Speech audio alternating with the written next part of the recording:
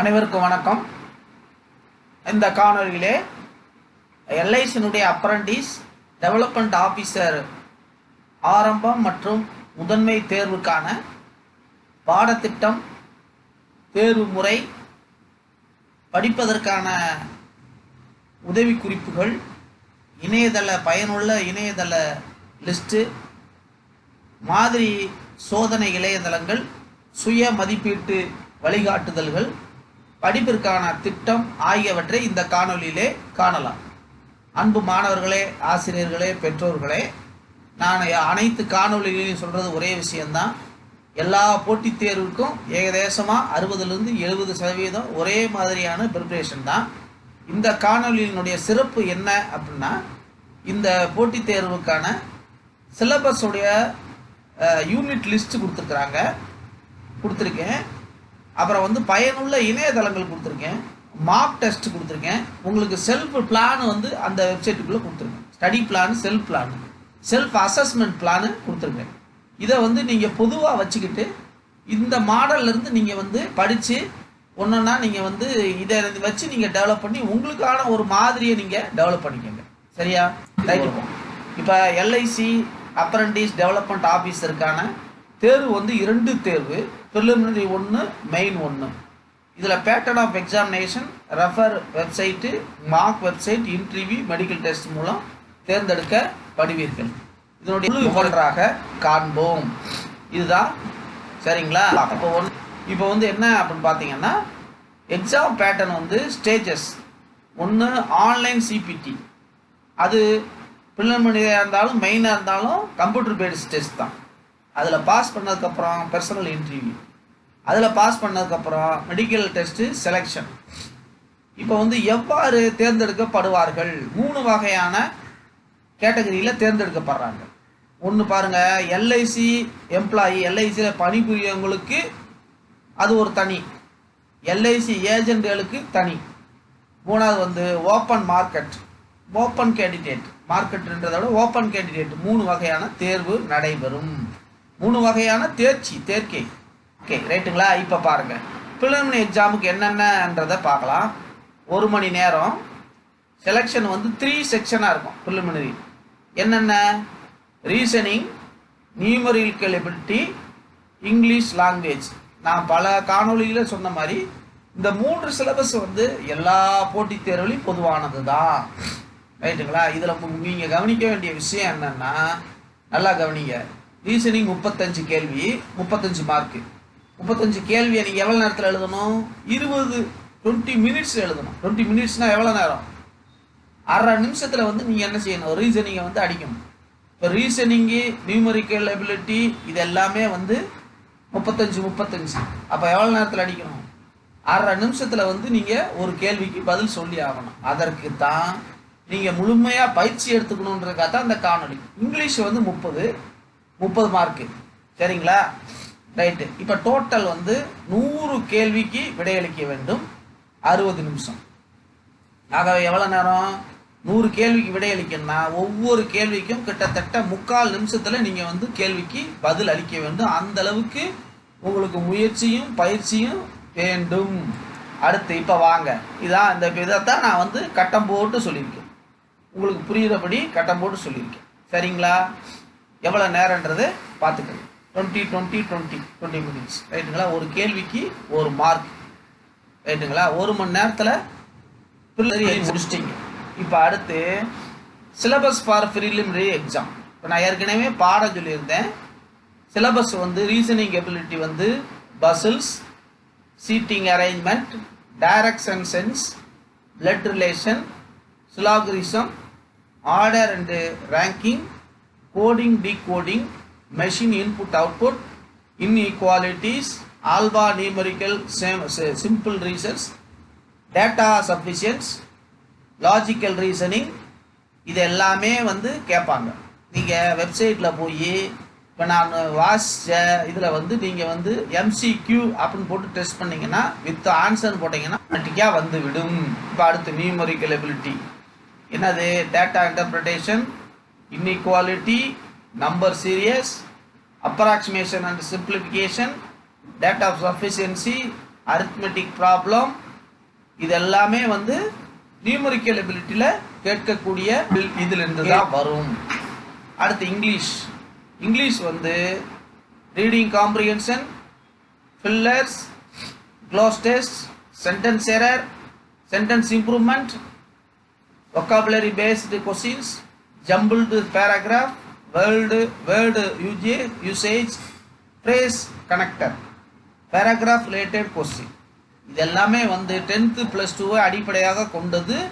பொதுவாக 10th + 2 அடிப்படையாக இருக்கும். சில கேள்விகள் மட்டும்தான் அதை விட மேலே இருக்கும். நல்லா கவனமாக பார்த்துக்குங்க. இந்த போட்டித் தேர்வுக்கு ஒரே வகையான இதை வந்து நீங்கள் தொடர்ந்து பயிற்சி பண்ணீங்கன்னா நீங்கள் நிச்சயமாக பாஸ் பண்ணுறதுக்கு வாய்ப்பு அதிகமாக இருக்குது. இப்போ வாங்க மெயின் எக்ஸாமினேஷன் வந்து யாருக்கு என்னன்றதை பார்க்கலாம். இப்போ எல்ஐசியில் வேலை பார்க்கல, எல்ஐசி ஏஜெண்ட்டாக இல்லை, அவங்களுக்கெல்லாம் ஃபஸ்ட்டு கேட்டகரி வந்துடுவாங்க. ஓப்பன் கேட்டகரி சரிங்களா. General knowledge, numerical ability, finance and insurance marketing awareness. இது மார்க் போட்டிருக்கு 50 மார்க்கு 50 கேள்வி, 50 மார்க்கு 50 கேள்வி, கடைசி 60 மார்க்கு 60 கேள்வி. ஆக மொத்தம் 160 கேள்வி, 160 மார்க்கு, 360 நிமிடங்கள். இப்போ எம்ப்ளாயி ஃபார் இப்போ நல்லா உங்களுக்கு தான் அதிகமான நேரம் கொடுத்துருக்குறாங்க. இப்போ எம்ப்ளாயி கேட்டகரி அங்கேயே வேலை பார்க்குறவங்களுக்கு அதே தான். அதை வந்து சிலபஸ் மட்டும் மாறி இருக்கு சரிங்களா. Reasoning ability and ability, general awareness அது இருக்குது. ஆனால் 3வது ஒன்று இருக்குது பாருங்கள், ஃபினான்ஸுக்கு பதிலாக இன்சூரன்ஸ் அண்ட் மார்க்கெட்டிங் இருக்குது ரைட்டுங்களா. 100 கேள்வி 160 மார்க்கு.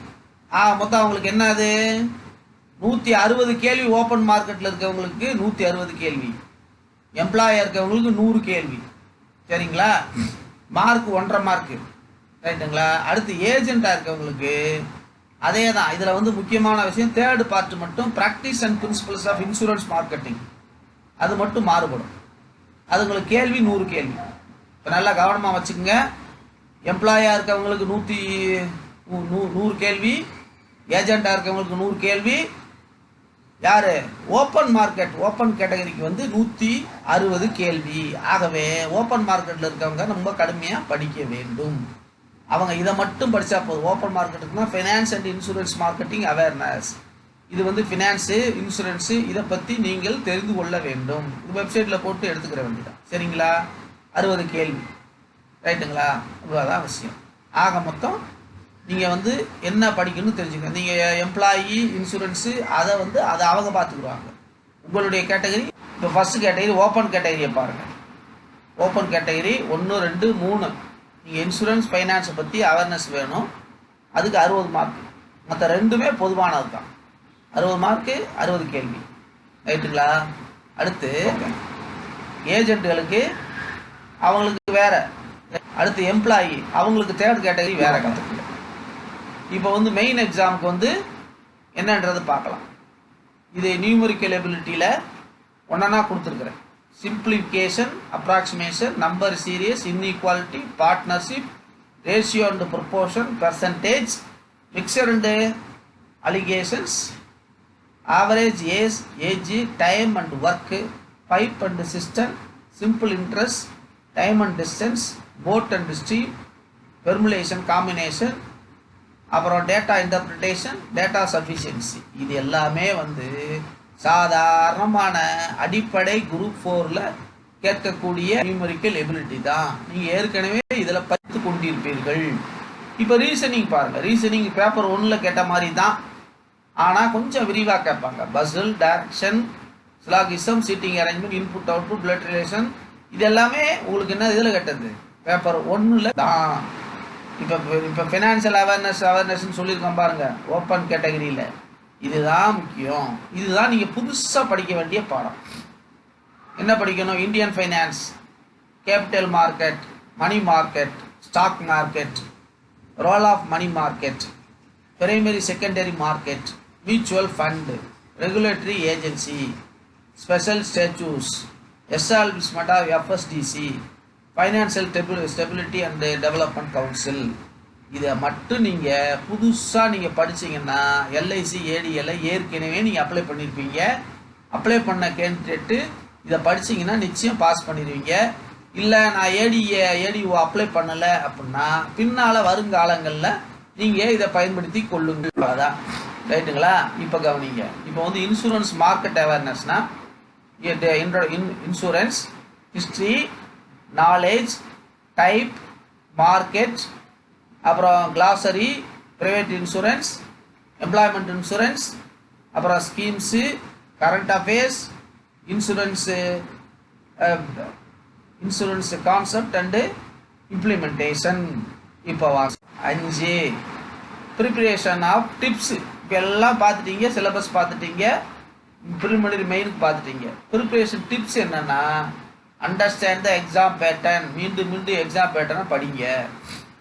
ஸ்டடி த சிலபஸை ஒன்றா வச்சுக்கிட்டு டிக் பண்ணி வெப்சைட்டில் ஒன்றுக்கும் நீங்கள் வெப்சைட்டில் டவுன்லோட் பண்ணி எம்சிக்யூவை டவுன்லோட் பண்ணி ரெடி ஆகுதுங்க. ரெகுலராக ப்ராக்டிஸ் பண்ணுங்கள். Stay updated. ஒவ்வொரு கரண்ட் அஃபேர்லாம் அப்டேட்டில் இருங்க. சரிங்களா? அடுத்து ஃபோக்கஸ் ஆன் வீக் ஏரியாஸ். இப்போ நான் ஏற்கனவே சொன்ன மாதிரி ஃபினான்ஸு, மார்க்கெட்டிங்கு, இன்சூரன்ஸு அதில் வந்து நீங்கள் இதுவரை படிக்கலை. அப்போ நீங்கள் அதை மட்டும் படிங்க. டைம் மேனேஜ்மெண்ட்டில் கரெக்டாக இருங்க. ரிவிஷன் பாருங்கள். இதுதான் இதனுடைய அடுத்து வந்து வாங்க இதனுடைய ஓவர் வியூ என்னன்றதை பார்க்கலாம். Apprentice development officer preliminary and main. Preliminary 1 மணி நேரம் 100 கேள்வி, மெயின் வந்து 150 கேள்வி. டேட்டு வந்து இன்னும் அனௌன்ஸ் பண்ண காத்திருங்கள். இப்போ அடுத்து முக்கியமான விஷயம், எல்லாரும் சொல்லக்கூடிய விஷயம், சார் இதெல்லாம் படிக்க சொல்லிட்டீங்களே, இது நான் எங்கே போய் தேடுறது? இந்த இருக்கு பாருங்கள். நான் உங்களுக்கு இந்த புக்கோட லிஸ்ட்டு, ரெஃபரன்ஸ் புக்கோட லிஸ்ட்டு கொடுத்துருக்கேன். ரைட்டுங்களா? இப்போ என்னென்ன புக்கு என்னென்னன்றதை புக்கோட லிஸ்ட்டு கொடுத்துருக்குறேன். இதெல்லாம் புக்கு கவர் பண்ணோம். உங்களுடைய லைப்ரரியில் இருக்கலாம், அண்ணா நூற்றாண்டு லைப்ரரியில் இருக்கலாம், இல்லை வேறு சிறந்த மாவட்ட நூலகங்களில் இருக்கலாம். நீங்கள் அதை பயன்படுத்தி கொள்ளுங்கள். அடுத்து இதே தான் புக்கோட லிஸ்ட்டில் நான் முன்னாலே சொல்லியிருக்கேன். சரியா? இதை நீங்கள் கிளிக் பண்ணி நீங்கள் போங்க. ஆகிட்டுங்களா? இது வந்து உங்களுக்கு வந்து மிகவும் பயனுள்ளதாக இருக்கும். நீங்கள் எந்த அளவுக்கு படிச்சிருக்கீங்கன்றதை ப்ராக்டிஸ் பண்ணி ஒரு எழுதி பார்த்தா தான் தெரியும். இப்போ அடுத்து பாருங்கள். இப்போ ப்ரீ மார்க் டெஸ்ட் வந்துருச்சா? வாங்க. இப்போ பாருங்கள், அப்கமிங் எக்ஸாம். இப்போ இந்த எக்ஸாமுக்கு மட்டும் இல்லை, எல்லா எக்ஸாமுக்கும் இருக்குது. அது எங்கே போய் தேடுறது? இந்த மேலே கொடுத்துருக்கேன் பாருங்கள், www வெப்சைட்டு, இந்த practicemark.com பிளாக்கு, இது ஏடிஓ, இதெல்லாம் இருக்குது பாருங்கள். எங்கே இருக்குது? Free SSC live. ஆனால் இந்த காணொளி வந்து ஏடிஓக்கு இருந்தாலும் அவங்க என்னென்ன இதுக்கான மார்க் டெஸ்ட் லிஸ்ட்டு வெளியிட்டிருக்காங்க பாருங்கள். ஆர்பி, நபார்டு, எஸ்எஸ்சி, ஐபிபிஎஸ், கேட்டு, ஆர்ஆர்பி, இஃப்டாக், SEBI, RRB, bank live, bank SSC, இதெல்லாம் வந்து கொடுத்துருக்குறாங்க.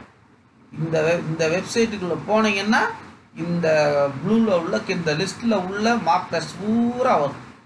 எடுத்து நீங்கள் எடுத்துக்கொள்ளுங்கள். அன்பு மாணவர்களே, ஆசிரியர்களே, பெற்றோர்களே, உங்கள் அனைவரையும் ஏன் ஒட்டுக்கா சொல்கிறேன் அப்படின்னா, ஒரு மாணவர் வந்து போட்டித் தேர்வில் தயாராகிறார்னா அவர்களுக்கு இத்தனை பேருடைய ஒத்துழைப்பு தேவை. ஆகவே உங்களுடைய போட்டித் தேர்வுக்கான பயிற்சி வந்து விடாமுயற்சியாக இருக்கணும், தொடர் பயிற்சியாக இருக்கணும். நிச்சயம் அடைய வேண்டும். இது போன்ற காணொளிகளை காண்பதற்கு இந்த விக்டரி டுடே யூடியூப்பை சப்ஸ்கிரைப் பண்ணுங்கள், லைக் பண்ணுங்கள், ஷேர் பண்ணுங்கள்.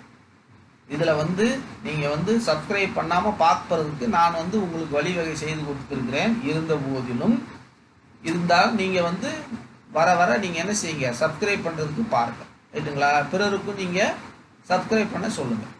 தொடர்ந்து இது போன்ற காணொளிகளை பாருங்கள். நான் சொல்கிறது மீண்டும் சொல்கிறது அதுதான். போட்டித் தேர்வு, எந்த போட்டித் தேர்வாக இருந்தாலும் பொதுவாக நீங்கள் வந்து ஒரு 6 மாதம் இப்போ ட்ரெயின் ஆனீங்கன்னா நிச்சயமாக ஒரு போட்டித் தேர்வில் வெற்றி அடைந்து விடுவீர்கள். ஆகவே நீங்கள் வெற்றியடைய வாழ்த்தி விடைபெறுகிறேன். நன்றி, வணக்கம்.